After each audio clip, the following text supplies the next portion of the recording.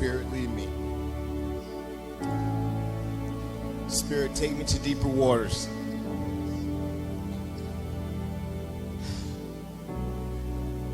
I don't know how Pastor D.E. does this every week, because I know this is the second time I've been asked to come up here to deliver the prayer.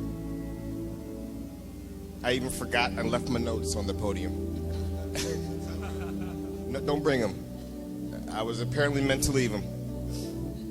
So I'll wing it. But it's not winging, it's just listening to the Spirit. Thank you, Pastor Brandy. It's amazing how we did a reading today about radical acceptance. Yes. About it is what it is, Yes. but it will be what it will be. Because my prayer over this house this morning has to do with accepting the tension in our lives. Come on. Pastor D.E., you have poured into us for years about the spiritual tension that truly understanding what it means to walk in spirit and in truth really means. But Pastor D.E. is also not about us being so heavenly minded that we're no earthly good, that we live in tension in our lives. Our world is about tension. We make decisions in tension. I know me personally, my spirit, I'm not confessing anything negative, but I've had tension in my spirit lately. Because I know that by every standard, I have nothing to complain about.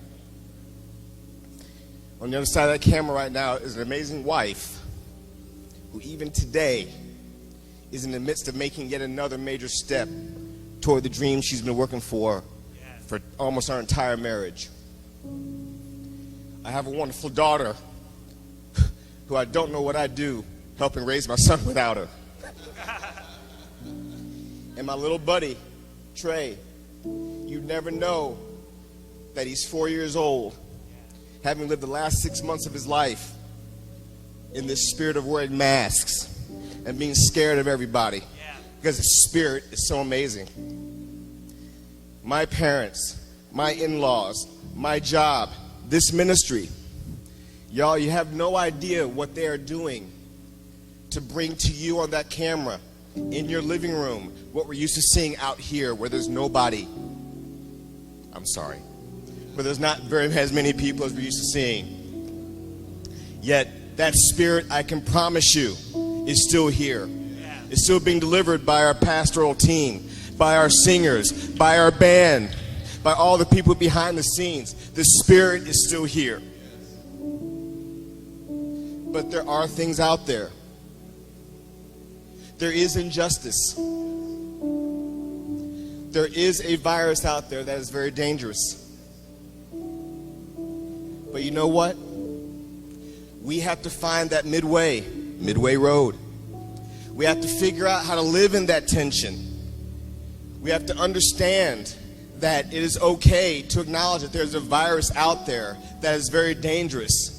But it's also okay, and I'm going to go here, maybe come down the street, to recognize that everything they told us about flattening the curve, every metric has been met. Go look it up. It is okay to be outraged to your core at what's happening with our law enforcement out there, with the acts of injustice. I could name the names: Breonna Taylor, George Floyd, and the list goes on. But it's also okay in that same spirit to hear the words defund the police and wonder if they're smoking something. It is okay. It is okay to navigate and feel wonderful about your personal financial situation. Feel good about the life you can provide for your kids, the fact that you haven't missed a paycheck. Yet still in that same spirit, cry out when you look on your Zoom lesson for your children and see other people who obviously don't have what you have. And be almost guilty that you can provide what you can provide and someone else can't. My prayer over the house, I'm running a little bit long here, is that we figure out how to find that middle road where both those things are going to exist. And that is the spirit that hit me today. It is okay to have that tension.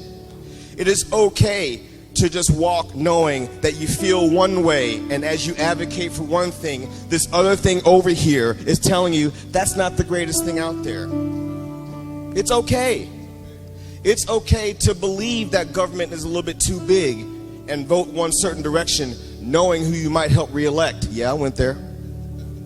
But it's also okay. It's also okay to believe that the government should exist to help other people, but at the same time feel like, can I hold on a little bit more of my money? That is okay. These things can be in tension, folks. And we are about to make a lot of decisions over the next several weeks. This is my rant on voting. Get in the right spirit. That is my prayer over this house. Don't act, as Pastor LaDonna is always saying, with a spirit of fear of one thing or the other when you walk into that voting booth and make that decision. Okay? That is my prayer over this house. Learn how to navigate the fact that you want to protect the vulnerable, yet not subject your kids in the most important character-defining period of their lives to a spirit of fear of the unknown. It is okay to walk that walk. What's the answer? That's my prayer, that you find it. Pastor D has poured everything into us to equip us with our God-like spirit to find that answer and to be at peace while you're finding it. That's my prayer over the house today. Amen? Amen. Well, good morning, everybody, and we hope you've already sensed the presence of God in your place today. We know that God's Spirit is not contained in this sanctuary, but that the Spirit of God is all around us, all through us, all in us, and working as us. I was so excited today, I guess is the word, to just see how Spirit has moved in this house already. I love it when the person who comes up to pray or read a responsive reading, that they just don't just jump right into the next thing. That's not really who we are at Spirit and Truth. We are Spirit. And so if Spirit is moving, it takes a little bit of surrendering to yourself to just linger in that moment. It takes some trust. It takes, it takes vulnerability to be able to linger in the moment and just let Spirit move for a moment. I am especially proud because I think I understand the personality type that Larry Riley Jr. is. He is by all means type A. He's a go-getter. He is an entrepreneur. He is a problem solver. And watching him today surrender to Spirit working in and through him, and then in that same moment to be able to deliver a word that all of us needed to hear, a word of balance, a word of tension. I just said to him, hopefully not in a patronizing way, I'm so proud of your ability to work in both of those realms today, to find the midway, the balance of Spirit and truth. And that's what we try to do every Sunday. He showed me his phone when he sat down, and I hope this isn't sharing too much, but his wife Aaliyah was just sharing about his son Trey, watching his dad pray and express his gratitude on their television, that his son was touched and even touched to tears today. And that's a beautiful thing that we can't always explain what happens in the mind of a child, but when that child is older, he will remember. As life throws different curveballs at all of us in our path, we remember those moments when we were children, when we first started sensing not just emotion, but we started really sensing soul and spirit and presence. And we know that we can't explain what's out there, but we know that we feel something in our soul that's deeper than just an emotion. There is a connection with presence. And so we give thanks for all those things today.